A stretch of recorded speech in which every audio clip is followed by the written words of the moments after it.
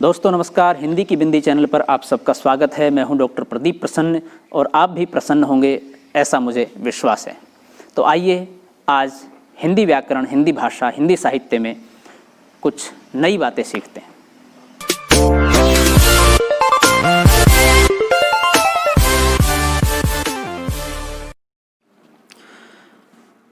विद्यार्थियों, आज की वीडियो हम बना रहे हैं रीतिकाल का इतिहास पार्ट 7। इससे पूर्व रीतिकाल के इतिहास की 6 वीडियो बन चुकी हैं। अब ये पार्ट 7 है। बेनी बंदीजन ये बैंती जिला रायबरेली के रहने वाले थे और अवध के प्रसिद्ध वजीर महाराज टिकेत राय के आश्रय में रहते थे। उन्हीं के नाम पर इन्होंने टिकेत राय प्रकाश नामक अलंकार ग्रंथ संवत 1849 में बनाया। अपने दूसरे ग्रंथ रसविलास में इन्होंने रस निरूपण किया है। ये अपने दोनों ग्रंथों के कारण इतने प्रसिद्ध नहीं है जितने कि अपने भंडोवा के लिए। इनके भंडोवा का एक संग्रह भंडोवा संग्रह के नाम से भारत जीवन प्रेस द्वारा प्रकाशित हो चुका है। भंडोवा दरअसल हास्य रस के अंतर्गत आता है। इसमें किसी की उपहासपूर्ण निंदा रहती है। यह प्राय सब देशों में साहित्य का अंग रहा है। जैसे फारसी और उर्दू की शायरी में हज़ों का एक विशेष स्थान है, वैसे ही अंग्रेजी में सटायर का, पूर्वी साहित्य में उपहास काव्य के लक्ष्य अधिकतर कंजूस, अमीर या आश्रयदाता ही रहे हैं और यूरोपीय साहित्य में समसामयिक कवि और लेखक। इसमें यूरोप के उपहास काव्य में साहित्यिक मनोरंजन की सामग्री अधिक रहती थी। उर्दू साहित्य में सौदा हज़ों के लिए प्रसिद्ध है। उन्होंने किसी अमीर के लिए घोड़े की इतनी हंसी की है कि सुनने वाला लोटपोट हो जाते हैं। इसी प्रकार किसी कवि ने औरंगजेब की दी हुई हथनी की निंदा की है। तिमिर लंग लई मोल चली बाबर के हल्के, रही हुमायूं संग फेरी अकबर के दल के। जहांगीर जस लियो पीठ को भार हटायो, सहा जहां कर न्याय ताही पुनि मांडी चटायो।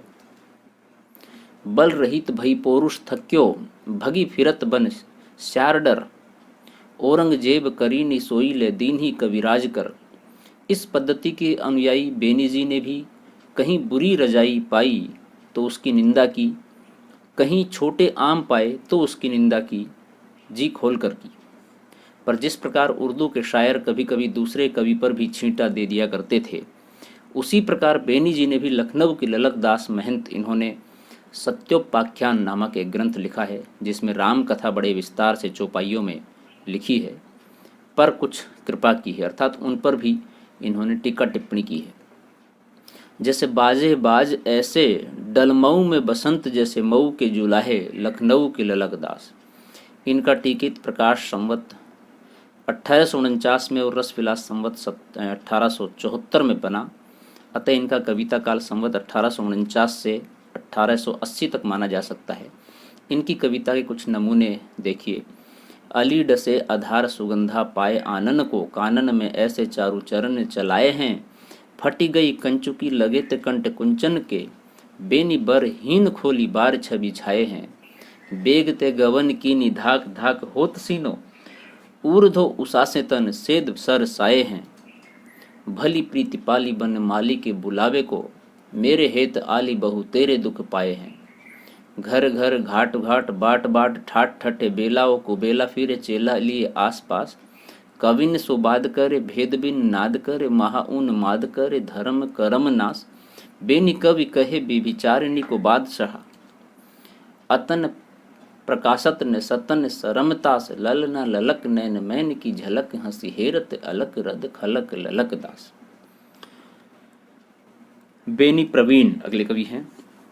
ये लखनऊ के वाजपेयी थे और लखनऊ के बादशाह गाजिउद्दीन हैदर के दीवान राजा दया कृष्ण कायस्थ के पुत्र नवल कृष्ण उर्फ लल्लन जी के आश्रय में रहते थे, जिनकी आज्ञा से संवत 1874 में इन्होंने नव रस तरंग नामक एक ग्रंथ बनाया। इसके पहले श्रृंगार भूषण नामक एक ग्रंथ से ये बना चुके थे। ये कुछ दिन के लिए महाराज नाना राव के पास बिठूर भी गए थे और उनके नाम पर नाना राव प्रकाश नामक अलंकार का एक बड़ा ग्रंथ कवि प्रिया के ढंग पर लिखा था। रीतिकाल में अधिकतर कवि किसी न किसी राजा महाराजा शासक के आश्रय में रहे हैं, और जिस व्यक्ति के, जिस राजा के आश्रय में रहे, उस आश्रयदाता के ऊपर उन्होंने कोई ना कोई अलंकार ग्रंथ, कोई रीति निरूपण ग्रंथ या काव्य ग्रंथ जरूर लिखा है। लगभग बहुत से कवियों ने, कुछ अपवाद स्वरूप कुछ कवियों को छोड़ दें तो बात अलग है। खेद है इनका कोई ग्रंथ अब तक प्रकाशित न हुआ। इनके फुटकल कवित्व तो इधर उधर बहुत कुछ संग्रहित और उद्धृत मिलते हैं। कहते हैं कि बेनी बंदीजन भंडवा वाले से इनसे एक बार कुछ वाद हुआ था, जिससे प्रसन्न होकर उन्होंने इसे प्रवीण की उपाधि दी थी। पीछे से रुग्ण होकर ये सपत्नीक आबू चले गए और वहीं इनका शरीरपात हुआ। इन्हें कोई पुत्र न था। इनका नवरस तरंग बहुत ही मनोहर ग्रंथ है। उसमें नायिका भेद के उपरांत रस भेद और भाव भेद का संक्षेप में निरूपण हुआ है। उदाहरण और रसों के भी दिए हैं, पर रीतिकाल के रस संबंधी और ग्रंथों की भांति ये श्रृंगार का ही ग्रंथ है। इसमें नायिका भेद के अंतर्गत प्रेम क्रीड़ा की बहुत ही सुंदर कल्पनाएं भरी पड़ी हैं। भाषा इनकी बहुत साफ सुथरी और चलती है। बहुतों की भाषा की तरह लद्दू नहीं है, अर्थात जबरदस्ती लादी हुई भाषा नहीं है, जिसे कि पाठक असहनीय पीड़ा महसूस करे पढ़ करके। ऋतुओं के वर्णन भी उद्दीपन की दृष्टि से जहाँ तक रमणीय हो सकते हैं किए गए हैं, जिनमें प्रथानुसार भोग विलास की सामग्री भी बहुत कुछ आ गई है। अभिसारिका आदि कुछ नायिकाओं के वर्णन बड़े ही सरस हैं। ये ब्रज भाषा के मतिराम ऐसे कवियों के समकक्ष हैं, और कहीं कहीं तो भाषा और भाव के माधुर्य में पद्माकर तक से टक्कर लेते हैं। अर्थात भाषा के रूप में इनकी एक अच्छी पकड़ थी। जान पड़ता है श्रृंगार के लिए सवैया ये विशेष उपयुक्त समझते थे। कविता के कुछ नमूने उद्धृत किए जाते हैं। जानो ने में ललिता अली ताही जो सोवत माही गई करी झांसी, लाए ही नख केहरी के समय मेरी मऊ नहीं नींद बिनासी, ले गई अंबर बेनी प्रवीण ओढ़ाए लट दुपटी दुख राशि, तोरी तनी तन छोरी आभूषण भूली गई गरदेन को फांसी, काले की गूंथी बाबा की सो मैं गज मोतिन की पहिरी अतियाला, आई कहाँ ते यहाँ पुखराज की संग आई जमुना तट बाला, न्यहत उतारी हो बेनी प्रवीण हंसे सुनी नैनन नैन रसाला, जानतिन न अंग की बदली सबसों बदली बदली कहे माला। अगले कवि हैं जसवंत सिंह द्वितीय। ये बघेल क्षत्रिय और 13वां कन्नौज के पास के राजा थे और बड़े विद्या प्रेमी थे। इनके पुस्तकालय में संस्कृत और भाषा के बहुत से ग्रंथ थे। इनका कविता काल संवत 1856 अनुमान किया गया है। इन्होंने 2 ग्रंथ लिखे, एक शालिहोत्रा और दूसरा श्रृंगार शिरोमणि। यहाँ इसी दूसरे ग्रंथ से प्रयोजन है, जो श्रृंगार रस का एक बड़ा ग्रंथ है। कविता साधारण है। एक कविता देखिए।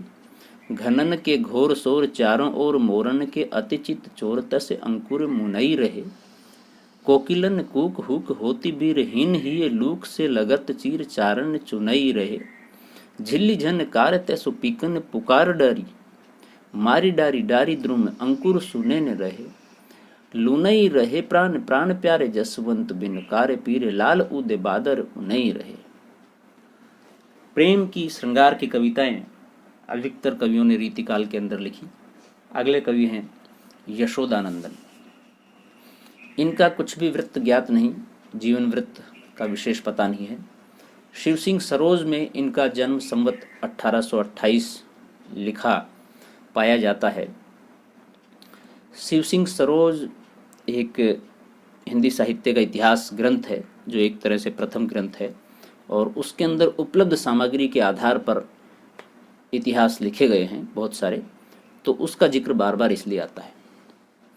इनका एक छोटा सा ग्रंथ बैरवई नाई का भेद ही मिलता है, जो निसंदेह अनूठा है और रहीम वाले से अच्छा नहीं तो उसकी टक्कर का है।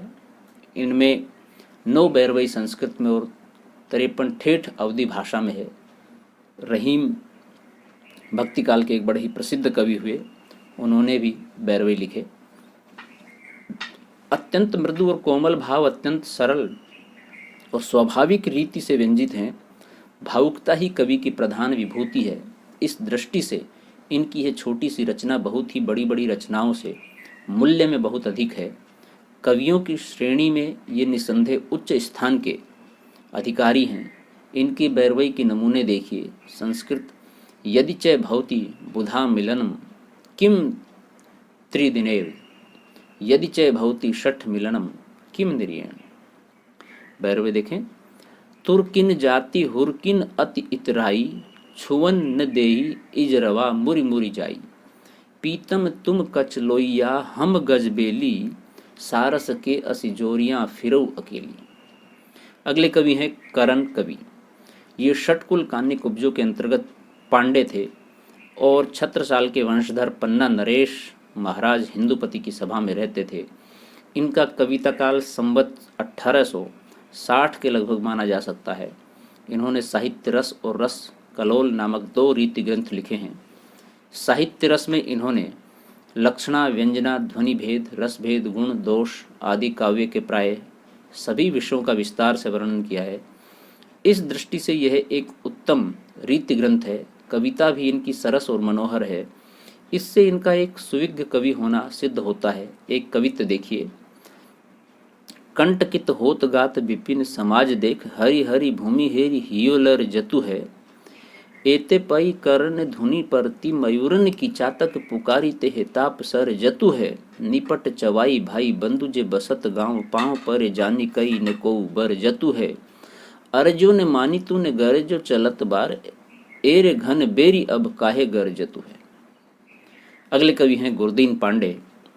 इनके संबंध में कुछ ज्ञात नहीं। इन्होंने संवत 1860 में बाग मनोहर नामक एक बहुत ही बड़ा रीति ग्रंथ कवि प्रिया की शैली पर बनाया। कवि प्रिया से इसमें विशेषता यह है कि इसमें पिंगल भी आ गया है। डिंगल और पिंगल जो भाषाएं चलती थी विशेष रूप से राजस्थान के पुट्ट के प्रभाव के कारण उनका प्रयोग है। रासो ग्रंथ ज़्यादातर इन्हीं में लिखे गए हैं। इस एक ही ग्रंथ में पिंगल रस, अलंकार, गुण, दोष, शब्द शक्ति आदि सब कुछ अध्ययन के लिए रख दिया गया है। इससे वे साहित्य का एक सर्वांग पूर्ण ग्रंथ कहा जा सकता है। इसमें हर प्रकार के छंद हैं। संस्कृत के वर्ण वृत्तों में बड़ी सुंदर रचना है। ये अत्यंत रोचक और उपाद्य ग्रंथ है। पद देखिए। मुख शशि शशि दून कला धरे, कि मुक्तागन जावक में भरे। सुखद जंत्रा की भाल सुहाग के, ललित मंत्र किंदु अनुराग के। मुकुर तो पर दीप्ति को धानी, शशि कलंकित राहु भी था धनी। ब्रह्मदत्त अगले कवि। ये ब्राह्मण थे और काशी नरेश महाराज उदित नारायण सिंह के छोटे भाई बाबू दीप नारायण सिंह के आश्रित थे। इन्होंने संवत 1860 में विद्वद्विलास और 1865 में दीप प्रकाश नामक एक अच्छा अलंकार का ग्रंथ बनाया। इनकी रचना सरल और परिमार्जित है। आश्रयदाता की प्रशंसा में यह कविता देखिए। कुशल कलानी में करण हार, कीर्ति को कवि को विदन को कलप तरुवर है। शील सन मान बुद्धि विद्या को निदान, ब्रह्म मति मान हंसन को मान सरवर है। दीप नारायण अवनीप को अनुज प्यारो, दीन दुख देखत हरत हर बर है।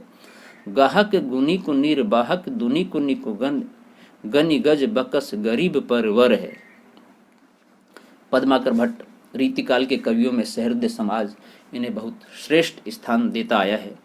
ऐसा सर्वप्रिय कवि इस काल के भीतर बिहारी को छोड़ दूसरा नहीं हुआ है। इनकी रचना की रमणीयता ही इस सर्वप्रियता का एकमात्र कारण है। रीतिकाल की कविता इनकी और प्रताप शाही की वाणी द्वारा अपने पूर्ण उत्कर्ष को पहुंचकर फिर विकासोन्मुख हुई। अतः जिस प्रकार ये अपनी परंपरा के परमोत्कृष्ट कवि हैं, उसी प्रकार प्रसिद्धि में अंतिम भी। देश में जैसा इनका नाम गूंजा वैसा फिर आगे चलकर किसी और कवि का नहीं। ये तेलंग ब्राह्मण थे। इनके पिता मोहनलाल भट्ट का जन्म बांदा में हुआ था। ये पूर्ण पंडित और अच्छे कवि भी थे, जिसके कारण इनका कई राजधानियों में अच्छा सम्मान हुआ था। ये कुछ दिनों तक नागपुर के महाराज रघुनाथ राव अप्पा साहब के यहाँ रहे। फिर पन्ना के महाराज हिंदुपति के गुरु हुए और कई गांव प्राप्त हुए। वहाँ से वे फिर जयपुर नरेश महाराजा प्रताप शाही के यहाँ जा रहे, जहाँ इन्हें कविराज शिरोमणि की पदवी और अच्छी जागीर मिली। उन्हीं के पुत्र सुप्रसिद्ध पद्माकर जी हुए। पद्माकर जी का जन्म संवत 1810 में बांदा में हुआ। इन्होंने 80 वर्ष की आयु भोगकर अंत में कानपुर गंगा तट पर संवत 1890 में शरीर छोड़ा। ये कई स्थानों पर रहे। सुगरा के नोने अर्जुन सिंह ने इन्हें अपना मंत्र गुरु बनाया। संवत 1849 में ये गोसाई अनूप गिरी उपनाम हिम्मत बहादुर के यहाँ गए, जो बड़े अच्छे योद्धा थे और पहले बांदे के नवाब के यहाँ थे। फिर अवध बादशाह के यहाँ सेना के बड़े अधिकारी हुए थे। इनके नाम पर पद्माकर जी ने हिम्मत बहादुर विरुदावली नाम की एक वीर रस की बहुत ही फड़कती हुई पुस्तक लिखी। संवत 1856 में ये सितारे के महाराज रघुनाथ राव प्रसिद्ध राघोवा के यहाँ गए और एक हाथी 1 लाख रुपए और 10 गांव पाए। इसके उपरांत पद्माकर जी जयपुर के महाराज प्रताप सिंह के यहाँ पहुँचे और वहाँ बहुत दिनों तक रहे। महाराज प्रताप सिंह के पुत्र महाराज जगत सिंह के समय में भी ये बहुत काल तक जयपुर रहे और उन्हीं के नाम पर अपना प्रसिद्ध ग्रंथ जगत विनोद बनाया। ऐसा जान पड़ता है कि जयपुर में ही इन्होंने अपना अलंकार ग्रंथ पद्माभरण बनाया, जो दोहों में है। ये एक बार उदयपुर के महाराजा भीम सिंह के दरबार में भी गए थे, जहां इनका बहुत अच्छा सम्मान हुआ था। महाराणा साहब की आज्ञा से इन्होंने गणगौर के मेले का वर्णन किया था। महाराज जगत सिंह का परलोकवास संवत 1860 में हुआ, अतः उसके अनंतर ये ग्वालियर के महाराज दौलत राव सिंधिया के दरबार में गए और यह कवित पढ़ा।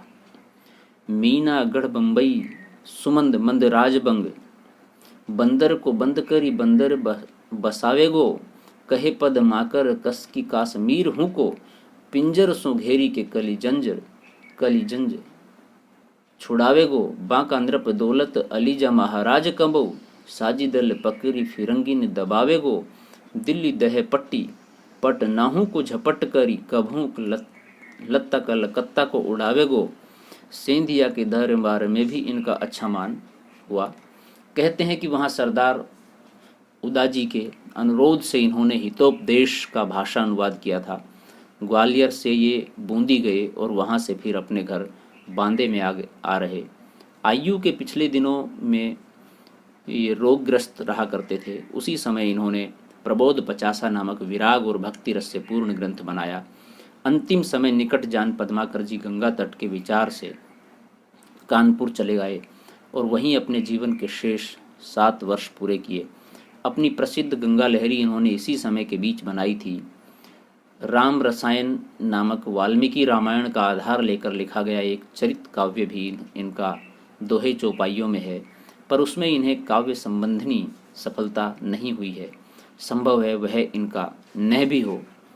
मतीराम जी के रसराज के समान पद्माकर जी का जगत विनोद भी काव्य रसिकों और अभ्यासियों दोनों का कंठहार रहा है। अर्थात दोनों इतने अच्छे ग्रंथ बने कि लोगों को स्मृति में है, याद हैं।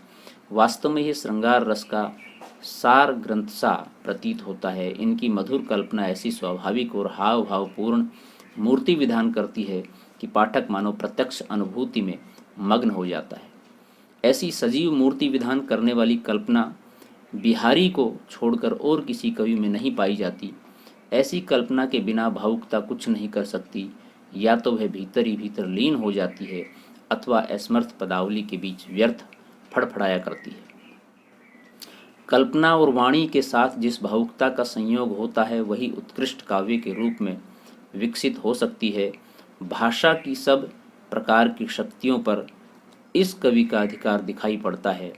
कहीं तो इनकी भाषा स्निग्ध मधुर पदावली द्वारा एक सजीव भाव भरी प्रेम मूर्ति खड़ी करती है, कहीं भाव या रस की धारा बहाती है, कहीं अनुप्रासों की मिलित झंकार उत्पन्न करती है, कहीं वीर दर्प से क्षुब्ध वाहिनी के समान अकड़ती हुई और कड़कती हुई चलती है, और कहीं प्रशांत सरोवर के समान स्थिर और गंभीर होकर मनुष्य जीवन को विश्रांति की छाया दिखाती है। सारांश यह है कि इनकी भाषा में वह अनेक रूपता है जो एक बड़े कवि में होनी चाहिए। भाषा की ऐसी अनेक रूपता गोस्वामी तुलसीदास जी में दिखाई पड़ती है। अनुप्रास की प्रवृत्ति तो हिंदी के प्राय सब कवियों में आवश्यकता से अधिक रही है। पद्माकर जी भी उनके प्रभाव से नहीं बचे हैं, पर थोड़ा ध्यान देने पर यह प्रवृत्ति इनमें अरुचिकर सीमा तक पहुँच कुछ विशेष प्रकार के पद्यों में ही मिलेगी। जिनमें ये जानबूझकर शब्द चमत्कार प्रकट करना चाहते थे। अनुप्रास की दीर्घ श्रृंखला अधिकतर इनके वर्णनात्मक पदों में पाई जाती है।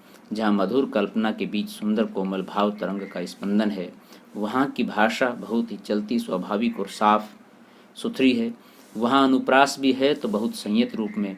भाव मूर्ति विधायिनी कल्पना का क्या कहना है। ये ऊहा के बल पर कारीगरी के मजमून बांधने के प्रयासी कवि न थे।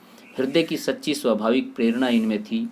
लाक्षणिक शब्दों के प्रयोग द्वारा कहीं कहीं ये मन की अव्यक्त भावना को ऐसा मूर्तिमान कर देते हैं कि सुनने वालों का हृदय आप से आप हामी भरता है। ये लाक्षणिकता भी इनकी एक बड़ी भारी विशेषता है। पद्माकर जी की कविता कुछ नमूने हैं।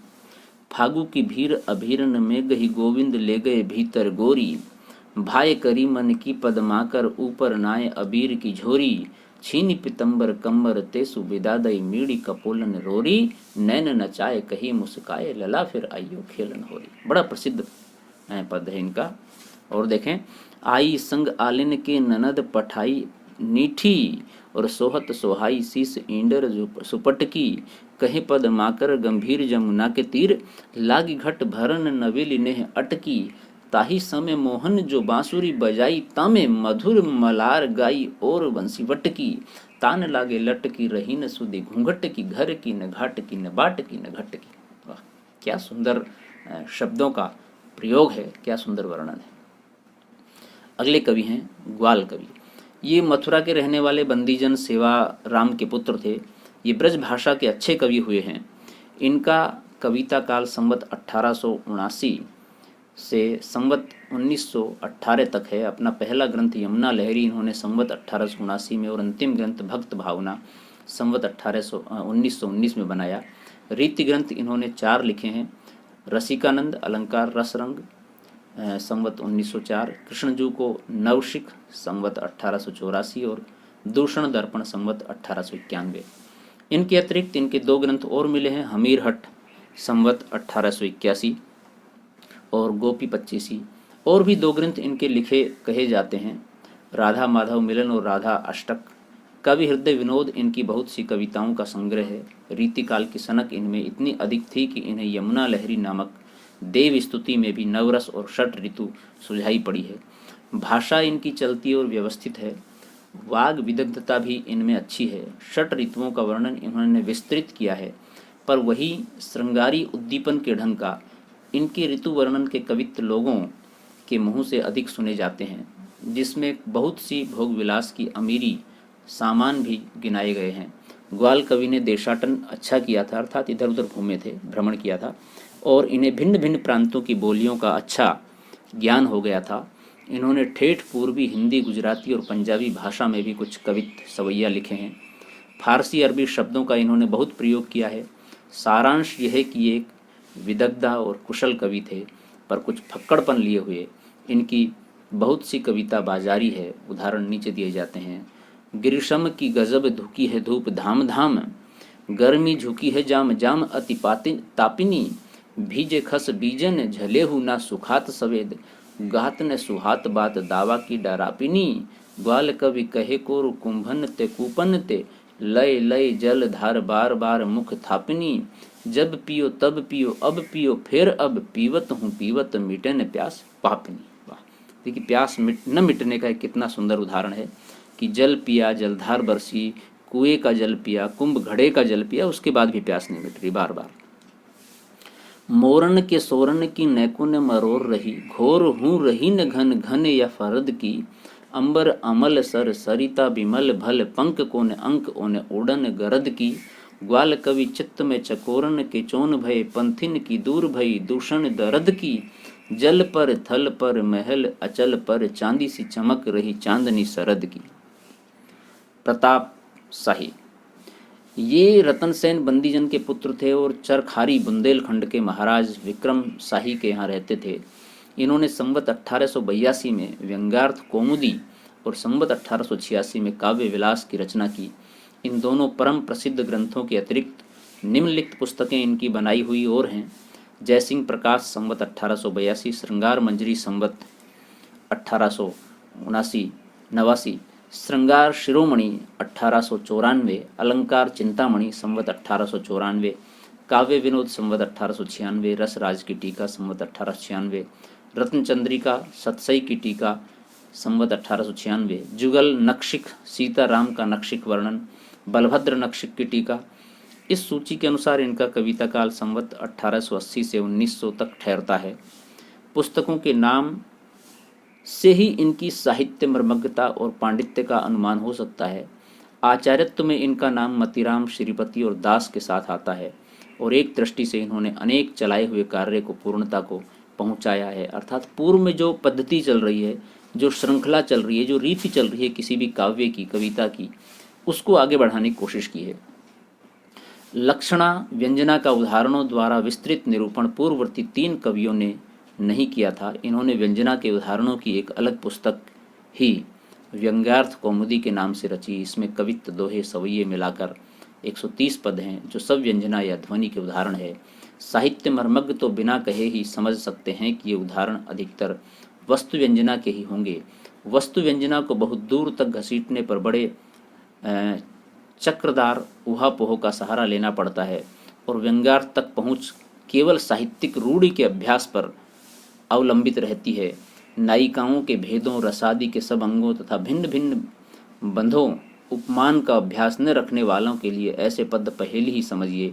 उदाहरण के लिए व्यंग्यार्थ कौमुदी का यह सवैया लीजिए।